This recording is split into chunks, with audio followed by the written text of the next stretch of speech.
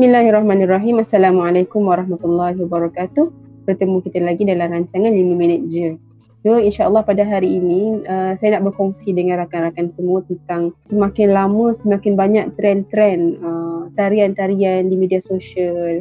Bagaimana manusia struggle untuk membina konten semata-mata untuk mendapatkan likes dan sebagainya. Dan kadang-kadang saya sehingga rasa macam mengapa sehingga ke tahap ini situasi yang berlaku dalam masyarakat kita, sedangkan kita sebenarnya adalah seorang Muslim kan. Walaupun kita nak buat konten dan sebagainya, ada limit dan ada benda yang kita perlu jaga. Saya selalu terfikir, kalau kita katakan kalau kita menegur pada seseorang, adik kita tak boleh buat macam ni, kita sebagai seorang Muslim, apa agaknya respon mereka? Adakah mereka berbangga dan merasakan bahawa aku seorang Muslim, aku tidak boleh melakukan perkara sekian, ataupun adakah seorang itu akan merasakan mengapa Islam ini begitu rigid dan sebagainya? So, untuk menjawab persoalan ini, saya mula merenung. Kita sebagai seorang Muslim patutnya merasa bangga dan merasa berbeza berbanding dengan orang-orang lain. Dan kita sebagai seorang Muslim diikat dengan dua rukun yang cukup-cukup penting untuk kita ketahui dan fahami, iaitu rukun iman dan rukun Islam. So, kalau kita reflect balik, bila kali terakhir kita belajar tentang rukun iman dan rukun Islam? Kalau saya sendiri ketika sekolah rendah, kan, belajar tentang rukun iman, rukun Islam, dan kita nyanyi lagu Raihan kan. Dan bila kita reflect balik dan sebenarnya perkara ini perlu kita hayati dalam kehidupan kita di setiap fasa usia dan juga perjalanan kehidupan kita. Bukan hanya pada usia kanak-kanak. Kerana inilah yang akan menjadi dinding dan juga menjadi benteng yang akan memelihara kita daripada gangguan ataupun daripada ajakan-ajakan dunia yang sangat merisaukan sebenarnya. Jadi, kalau kita tengok rukun iman misalnya kan, kita beriman kepada Allah Subhanahu Wa Taala, kita beriman kepada malaikat, kitab, rasul dan hari kiamat dan qadar. Dan kita mengambil 6 perkara ini kan, rukun iman kita ni untuk kita buat decision making dalam kehidupan kita. Boleh tak agaknya aku nak menari TikTok? Dan kita tengok, dalam rukun iman kata beriman kepada Allah SWT. Kalaulah kita meyakini bahawa Allah melihat ini, adakah tarian ini Allah akan redha ataupun Allah akan murka, Allah akan marah.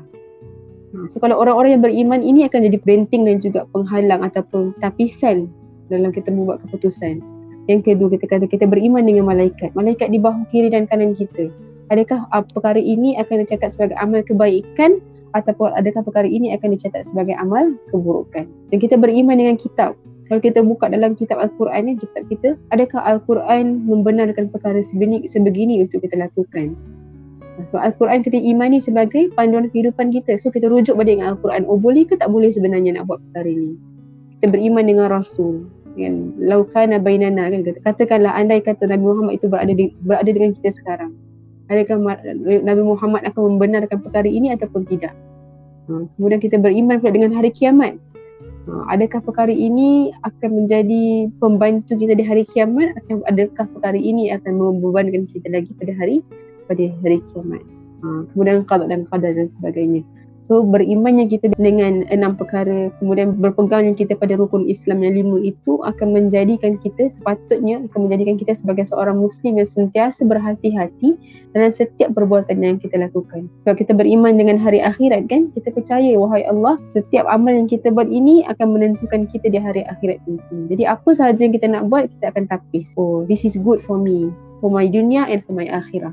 This is bad for me. Ini tak baik untuk aku, dunia dan akhirat. Walaupun mungkin perkara tersebut mungkin memberi keuntungan, memberi duit dan sebagainya kepada kita, tapi sebagai seorang Muslim kita meyakini bahawa nilai diri kita bukan hanya di dunia, bukan hanya pada pandangan manusia, tapi nilai diri kita adalah pada pandangan Allah Subhanahu Wa Taala.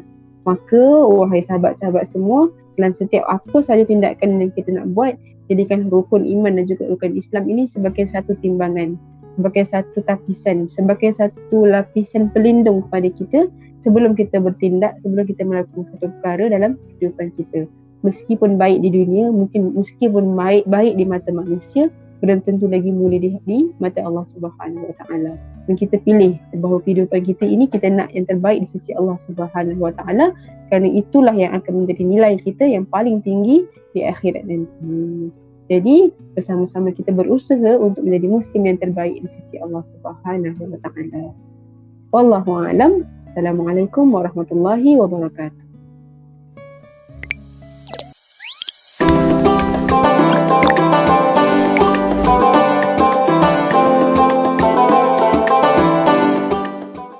bersama membina masyarakat.